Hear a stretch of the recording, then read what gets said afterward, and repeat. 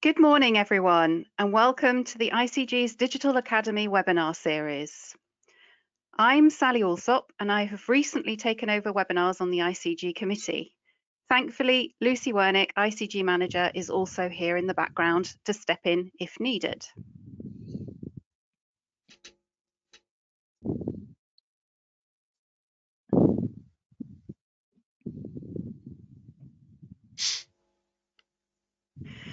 In today's webinar, you'll be hearing from Alicia Dornadic, who is a design anthropologist at MindSpark Research International.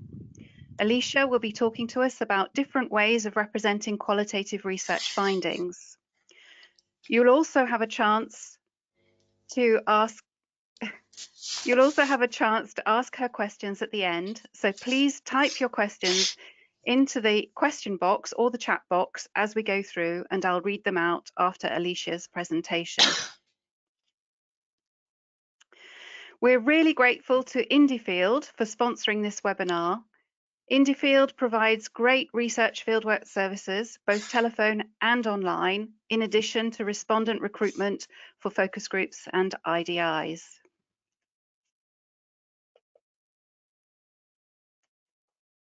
Next webinars for your diaries are here. Some are open for registration now, and Lucy has asked me to mention that there are still sponsorship opportunities for a couple of the forthcoming webinars, if anyone's interested. This costs £100 for a lot of exposure on our website, mailers, and social media, and of course on the day. So our speaker today is Alicia Dornadic from MindSpark Research International. So now I shall try and switch over to Alicia.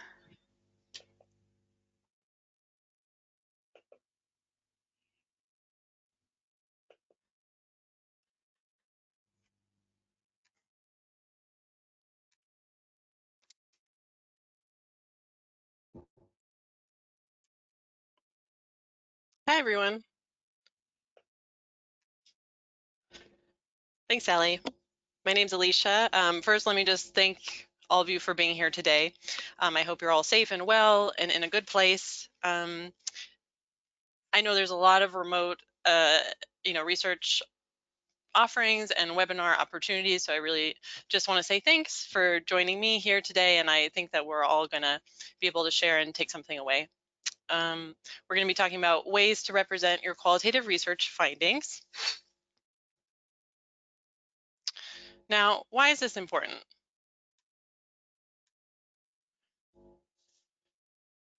This is important because not everyone who is making decisions in an organization, let's say you're working on a marketing campaign, launching a new product or feature, not everyone that's going to be part of that process is going to be able to be involved in your market or user research.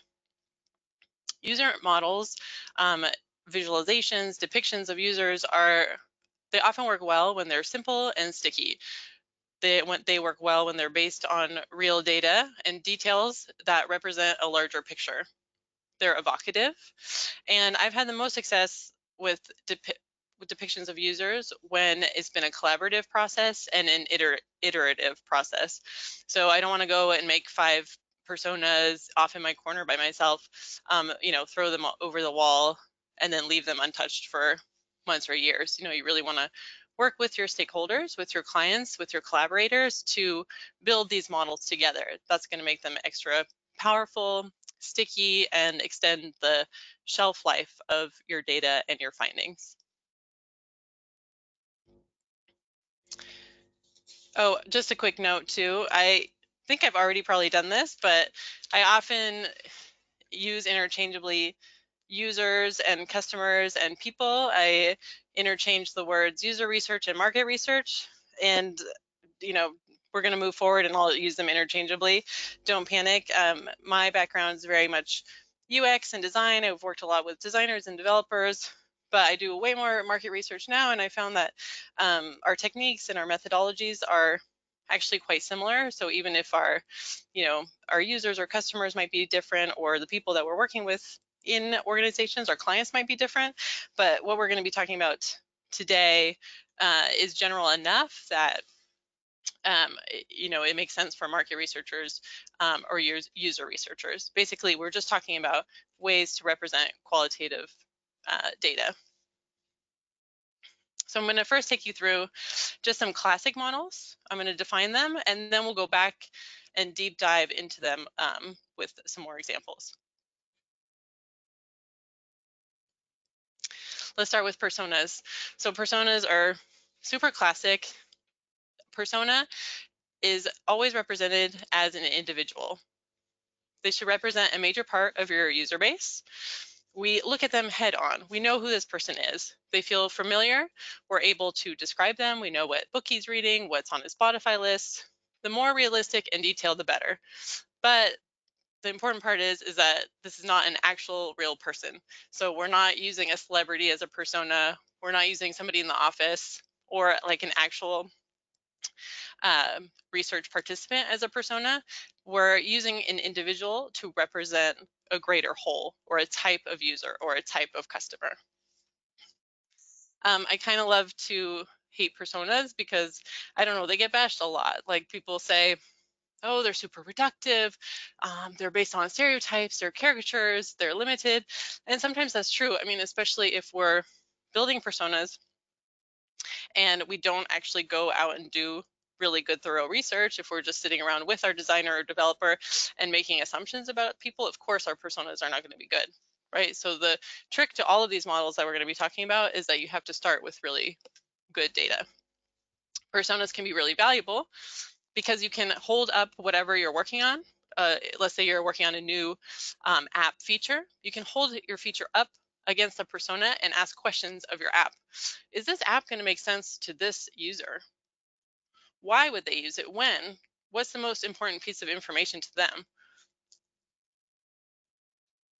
And a day in the life is another way of depicting qualitative findings. We're still looking at an individual that's representative of a larger group or type of user, but this is looking at more context. We're following this person throughout their day. We're in their shadow. We're putting ourselves in their shoes. So it's not as tightly bounded as a persona. Persona is really like a snapshot of a person, a description of a person and their attributes. This, we get a lot thicker description. So that's also the negative too, right? Because it's going to take more time to digest and really get into who this person is or what they're all about. But it can be really helpful, especially if you're building or working on an app that is intended to be used many times throughout the day. This allows you to take your feature or app through different scenarios that this person might encounter throughout their day. Journeys and experience maps. Now we're looking a little bit beyond the individual.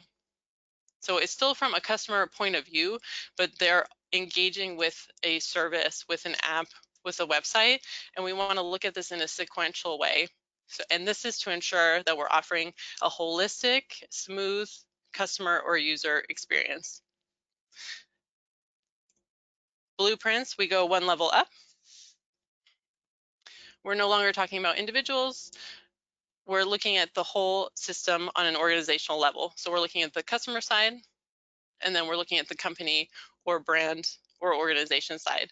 And what we're highlighting here are the touch points. Where do these two things come together?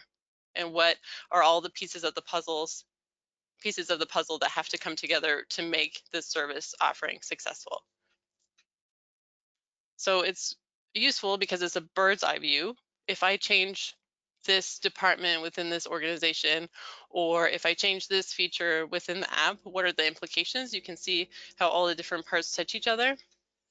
But you lose that individual, that personal, the human, because you're on a higher level.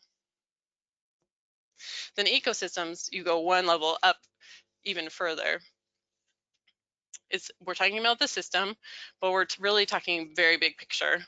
So we're talking about government organizations, we're talking about environmental impact analysis, we're talking about how people come together in space, technology, and what's great about this is that we can look at it over a longer timeline.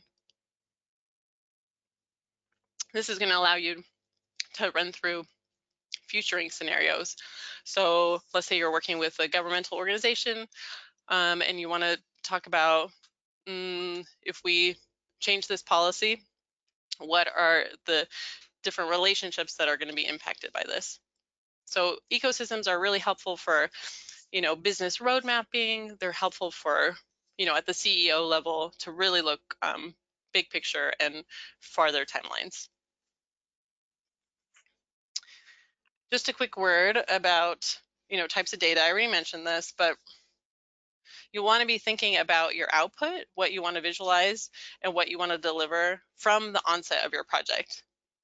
And of course, it's usually going to be stipulated in the contract or proposal brief. Like, we're looking for if you're working with a client, they're probably going to say, oh, we want 3 to 4 videos, or we know we want personas, we don't have any. And you're going to want to think about this during your research design and definitely during your data collection process. Because what comes out is only going to be as good as what goes in.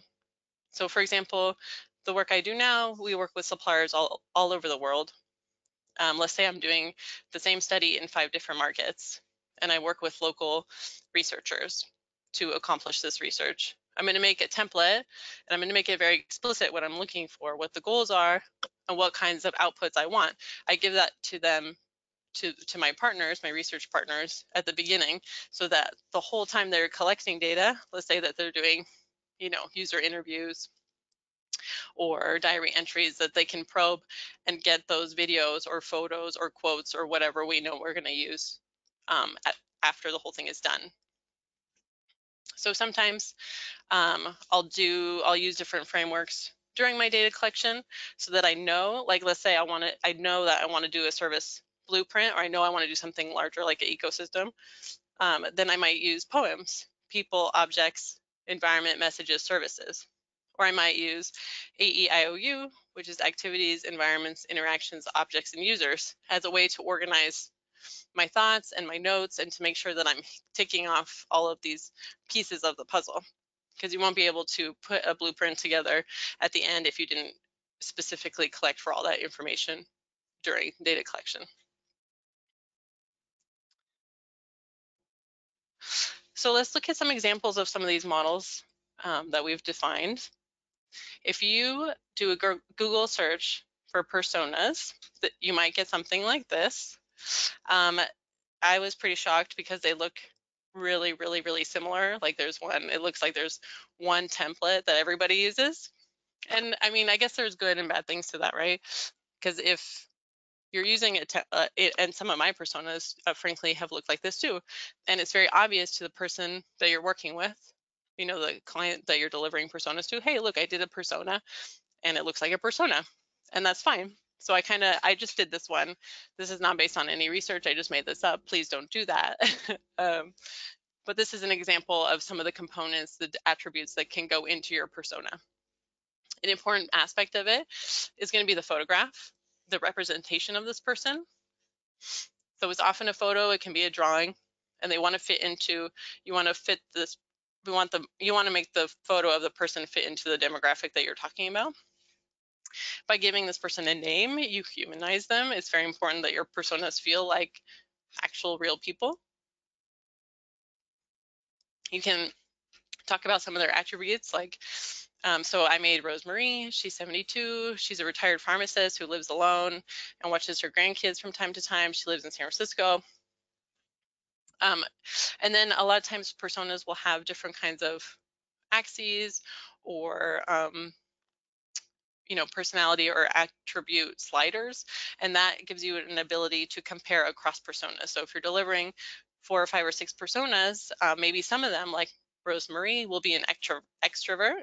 She's a good talker, she's spontaneous, but then maybe someone else who also uses this feature or app or product that you're working on, maybe they'll be an introvert or so allows you to this we're building is really good introverted, but maybe it's not as good as if you're introverted. It helps you make those decisions and trade-offs.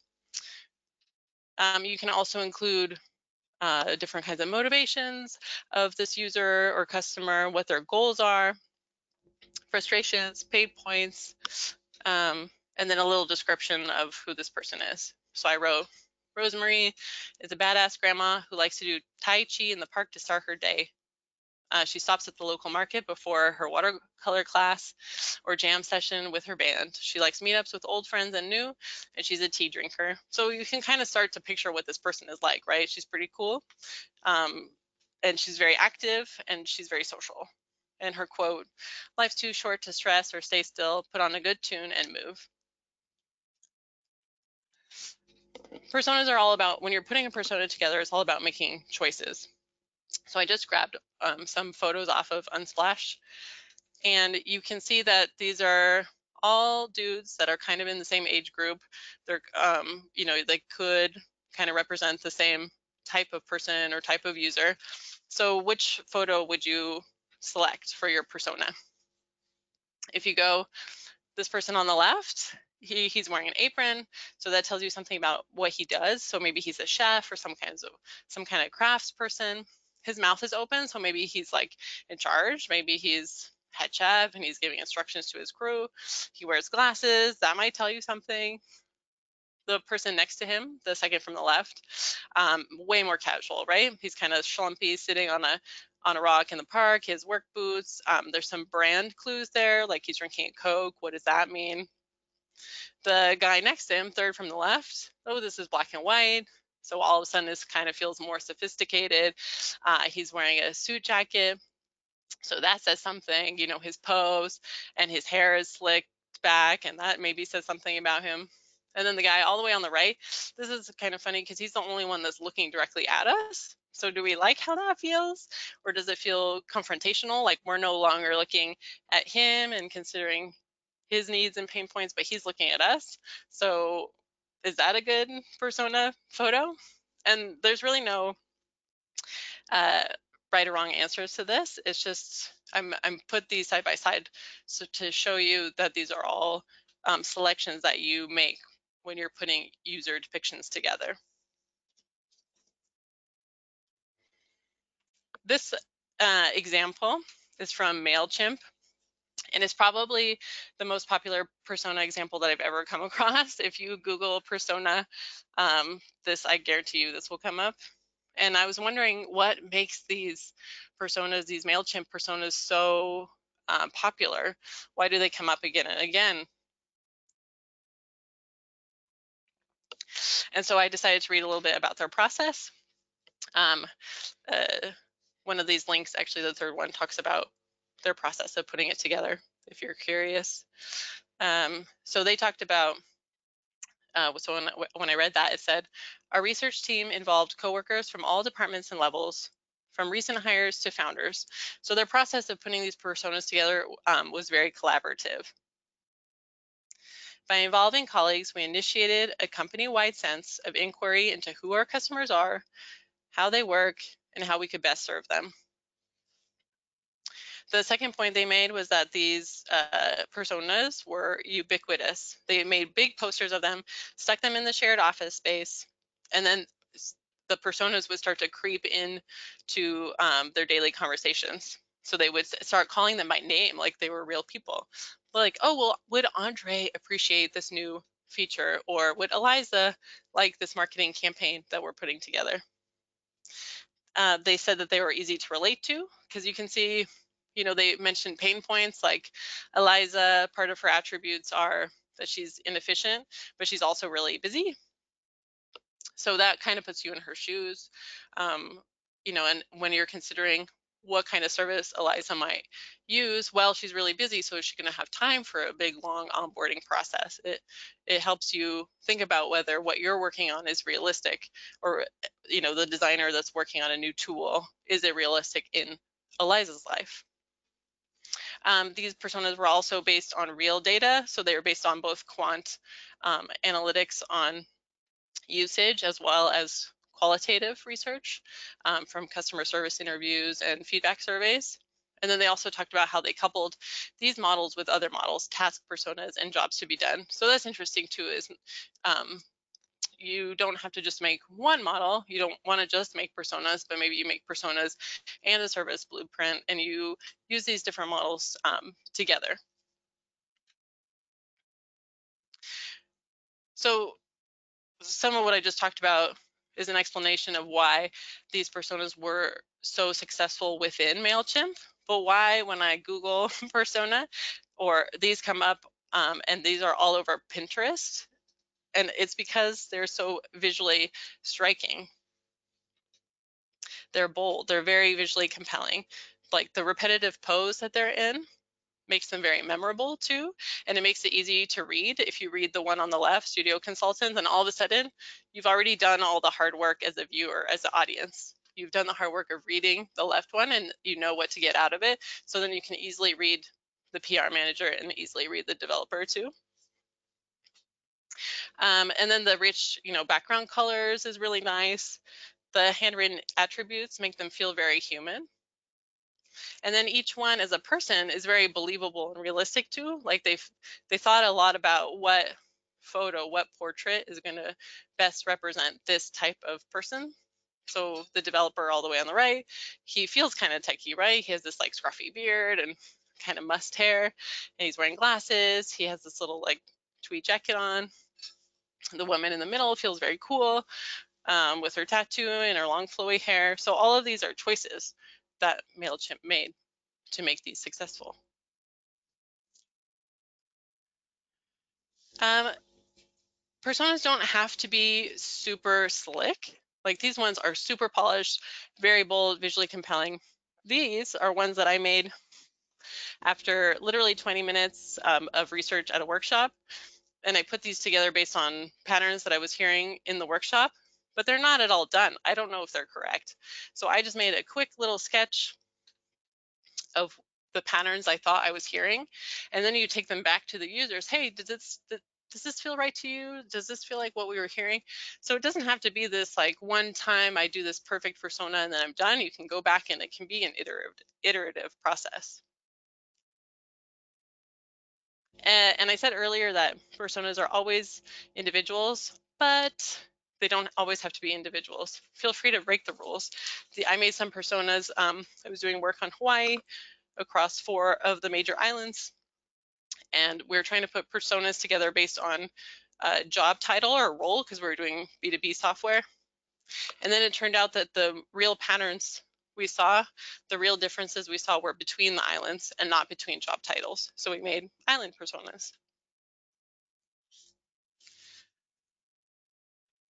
My point with this is, well, one, color is very important, but more than that, user models and depicting users is all about making choices and making comparisons and selecting what attributes and what main points to highlight. So if you take this middle block of colors here, that brown square on the orange is the same exact brown as the brown square on the blue, but they feel very different. Or if you look at the patterns of colors on the right side, they're the same colors, but it's a different scale of the colors. So my point here is that when you're going through all the data you've collected, you have to make choices about which attributes to highlight and what comparisons you want to reveal. Okay, a day in the life is fun because you get a lot more context, and it's not as reductive as a persona where you have like one shot and one portrait to depict somebody. With a day in the life, you get to go through multiple scenarios. This is super helpful if, let's say, you're building an app and you know that the app, let's say it's a messaging app or a camera app or something that you know that this person's going to use all day. So like, let's say your Instagram, you want to know like how is Instagram relevant when you're commuting to work on your bike, or if you're walking your dog by the beach, or if you're a shop owner and you're in the shop all day. What is this going to mean to you?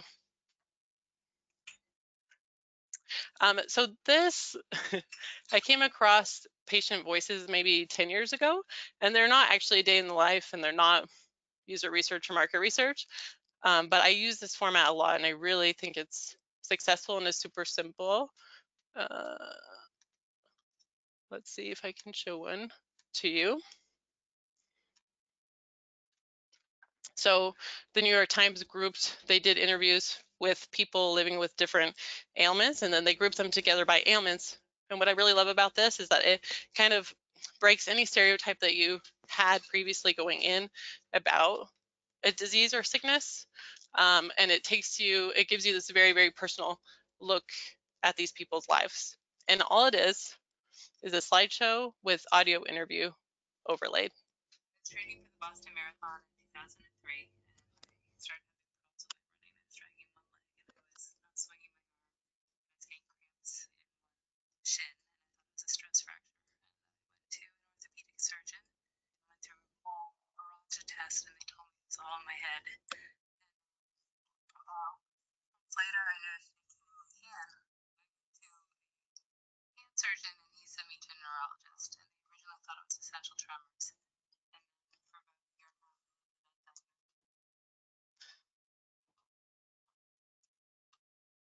so you can see, so even though this isn't specifically a day in life, you can see how you could use this format in your own presentations, in your own user models. You have 4 or 5 slides that takes you through the day of a person or of a type of user. And then you can have little narration audio overlays. This is another thing that's not actually a day in the life. I found it at a film festival several years ago. But this kind of takes you through 2 people's lives, and they put them side by side so that really, really easily you're able to get these 2 different experiences at the same time. And then, so I'll show you a part of this. And what I love about this too is that it ends up being a narrative and very memorable.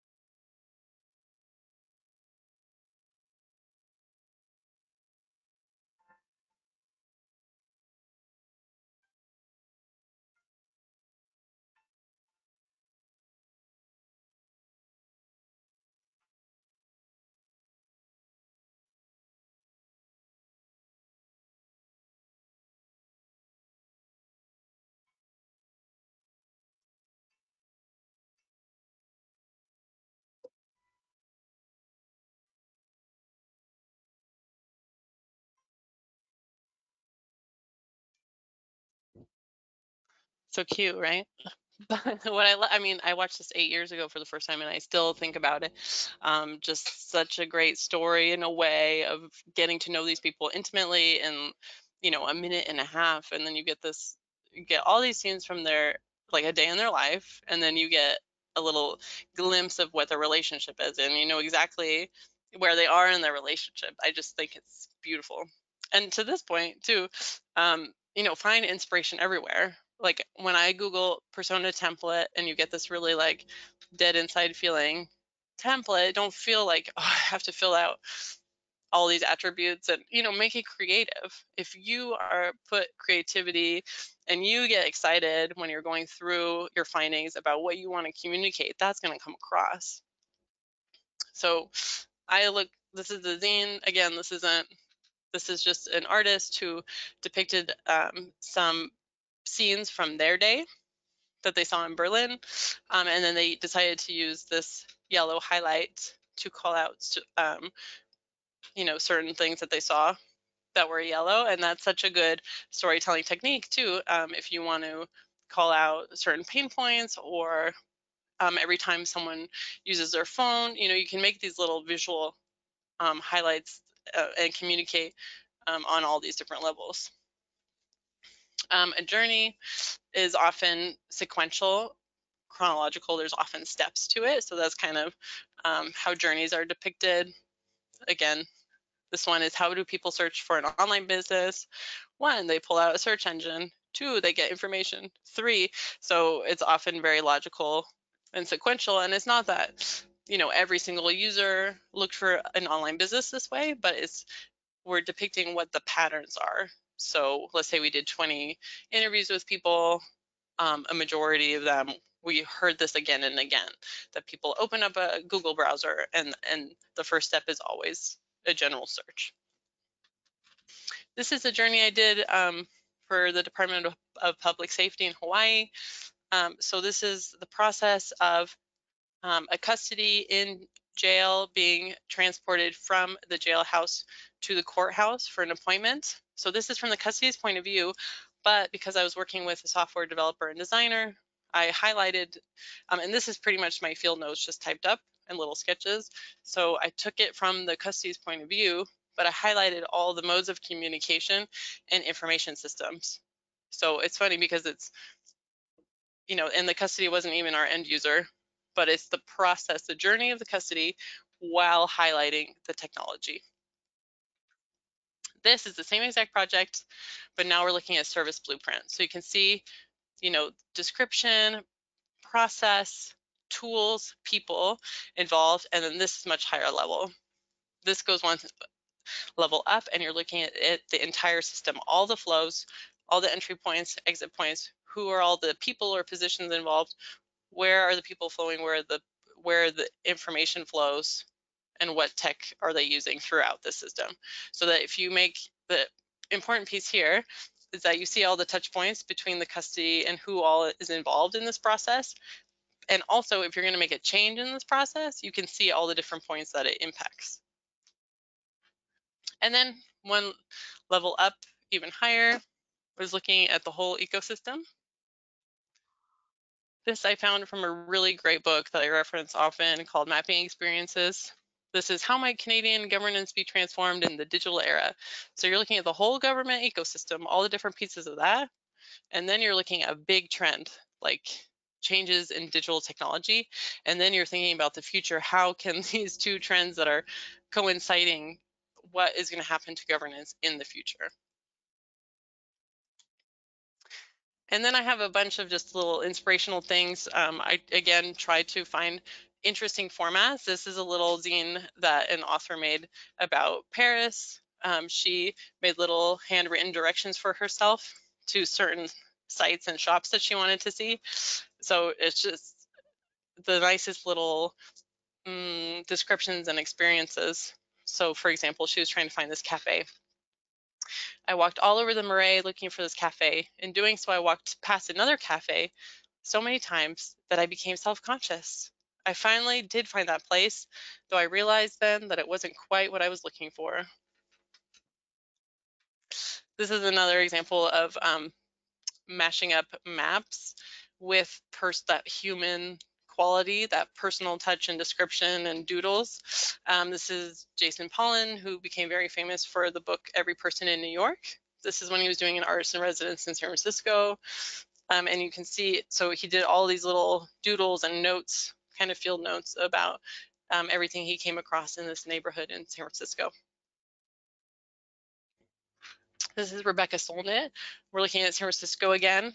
And she takes a much broader timeline. She overlays historical facts, makes them very visually appealing, and then puts them on the map. So this one spread is monarchs and queens, butterfly habitats, and queer public spaces. And these are two things that I had never thought about before. I'd never considered them. What happens when you overlay these two different data points? So this is the book I mentioned, Mapping Experiences. It's invaluable. They have all kinds of templates for journeys, blueprints, ecosystems, diagrams, how to put complex information together in a visually appealing way. And then just the last note I want to leave off on, it showed you a bunch of different models and formats, and I really encourage you to experiment and play. What I love about our jobs is that we're using real data with real people, but then we get to be creative with it. It's really art on top of science. And what I find my best user depictions come out of collaboration. So when I work with other researchers, when I work with designers and developers, product managers to do the research. That's how we build really strong user models that everyone builds together and believes in. But the other side of that is that if you're part of the process that's going to have an impact on a new feature in an app, what kind of data is it going to collect about users? I recommend this book by Mike Montero, who talks a lot about design and ethics and the incredible amount of power and responsibility that comes with depicting people in describing what their needs are, what their pain points are. It's just a lot of power in those decisions that are being made. So that's all from my side. Thank you very much for listening, and I will turn it back to Sally to throw me some questions. That was fantastic. Thank you, Alicia. Incredibly creative and lots of inspiration there for us all, I think. There are a few questions that have come through already. First of all, Alicia, would you mind repeating what AEIOU and poems stand for? Can you give us a little bit more on that? Two people have asked for that one. Of course. Poems is people, objects, environments, messages, and services. So I've used this, to be honest, I've used these two frameworks mostly for in-person observations, and I would love to think more about how this could translate to the digital space. But literally, I will be somewhere, like when I did the Department of Public Safety project in Hawaii, I was literally hanging out with parole officers and custody managers and staff like in the jail, and I was standing behind them, and I would note down, okay, what person am I with? What objects are they using? What else is in the environment? What messages are they sending? And then activities, environments, interactions, objects, users is another one. And this, it just kind of helps you check all the boxes. Like, am I getting the whole picture here? Am I making note of all the different pieces in this ecosystem or in this organization? And then I'll just tailor these, like if messages doesn't mean something to me, and then I'll write, okay, who am I talking to? What tool or feature are they using? What are they using it for? What's the main goal or motivation? What is a pain point? Any frustrations that come up? And then what are some questions that I have? And so I'll make, a little, like not Excel sheet, but like a little chart of these as I keep my notes. And again, it helps me make sure that I'm getting all the information I need for the output. Okay, and what was the AEIOU? Activities, environments, interactions, objects, and users. That's and it great. really, yeah, it's just, it's very general, and again, you can tailor it to whatever specific study you're doing, but it just, again, helps me because you're working on these complex systems. Am I really getting all the pieces of the puzzle? And then to that end too, I find that sketching really helps along with writing in words, because you can sketch out the environment. Even, I'm not like a great drawer or sketcher or anything, but just boxes of where things are, or if you're like watching someone use a website, just like box, box, box, where are they in this website? What parts are they using? And you can like color code them. Red is where the frustration is, green is where they're doing okay. So as you're taking notes and doing the data collection, you can already be thinking about, oh, how does this translate into a visualization later? Okay, and then could you please repeat the details of the Mapping Journeys book you recommended? I don't know if you can slip back to that slide if you showed it on there. Of course, yeah. This one, Mapping Experiences, a complete guide to creating value through journeys, blueprints, and diagrams by James Kalbach, and is published by O'Reilly Media in 2016. Okay, all right, just see if there are any more questions in the chat box.